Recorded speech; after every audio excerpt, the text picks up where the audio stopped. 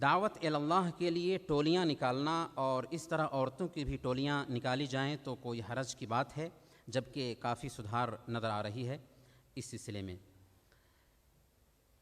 جیسا کہ ابھی فضیلۃ الشیخ مصطفیٰ مدنی کا خطاب بھی آپ نے سنا ہے، اس کے اندر وضاحت کے ساتھ انہوں نے بتایا ہے کہ دعوت کی اصل ذمہ داری اہل علم کی ہے، اور اللہ رب العالمین نے خود بیان فرمایا کہ آپ فرما دیجئے اے ہمارے حبیب، میں لوگوں کو بصیرت کی بنیاد پر اور ہمارے ماننے والے بصیرت کی روشنی میں ایک اللہ کی طرف بلاتے ہیں۔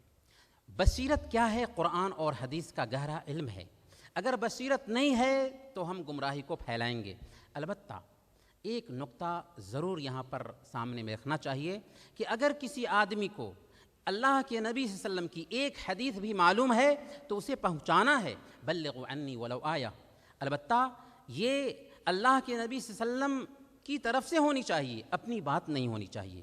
اس لیے جو دعوت کا طریقہ آج معاشرے میں عام ہے، اگر اس پہ نظر ثانی کی جائے تو بہت ساری خامیاں دیکھنے کو ملیں گی۔